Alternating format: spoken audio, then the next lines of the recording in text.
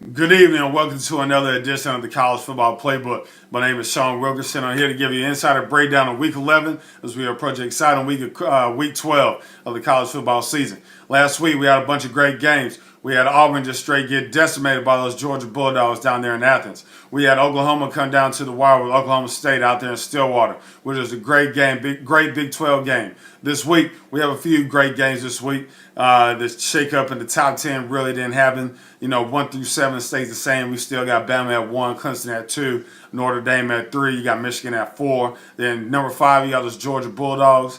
At number 6, you got Oklahoma. At 7, you got a good West Virginia team. At number 8, you got those Wazoo Cougs. You got Washington State right there. At number 9, you got Ohio State. Then at 10, you got LSU. A few of those teams fell in that back half of the top 10 just because how they won the game. Ohio State barely squeaked it out. You had LSU beating Arkansas, but could have beat them down even worse. A few teams that hurt themselves over the weekend was Auburn. Auburn, you're probably going to go to the Monarchy Care Bowl, some Little Caesars Bowl, and get a itty bitty trophy.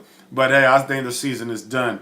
Gus Malzahn, congrats to you guys, fighting off the fans, fighting off the media, saying they're going to fire you. You finish out the season. But hey, you lose to Georgia, you lose some big games. You still got the Iron Bowl, which is Alabama, which would probably be the biggest game of the year to even keep a lot of people's jobs. But Auburn, I think the season is done, as well as Kentucky. I think that loss to Georgia to even get some SEC championship talk, I think they're starting to unfold. I think they're starting to show the real Kentucky colors as they used to be.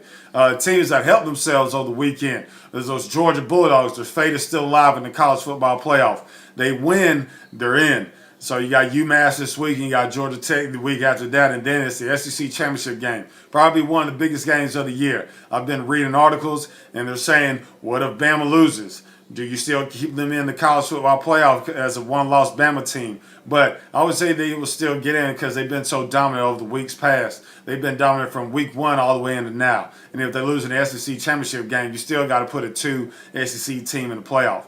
But another team that helped themselves is West Virginia. West Virginia, that Big 12 race is still wide open. You're still at the top of it. And you got Oklahoma licking its chops, and you got Texas waiting for somebody to fall. And they're seeing who they're going to play in the Big 12 championship game as one of the biggest games that's going to tell how the Big 12 is going to fold out is when Oklahoma plays West Virginia at the end of the year, which would be a great game, which is going to tell a lot. The college football playoff rankings, in my eyes, still stays the same. You still got Bama at 1, Clemson at 2, Notre Dame at 3. But Notre Dame has a big game this week at Syracuse. Syracuse will play spoiler alert. You better ask Clemson how it feels being number 1, number 2 in the country and losing to Syracuse the way they did. I feel like that could change that number 3 spot as Michigan can get into that number 3, and then the Big 12 winner can move into that number 4 spot where there's Oklahoma, where it's West Virginia. But you still got those Georgia Bulldogs that's still reaching for that spot right there. It's all going to be a great upcoming weeks of college football, and that's the glory of it. But if you would, like always, leave your questions, leave your comments, and hey, go Dogs.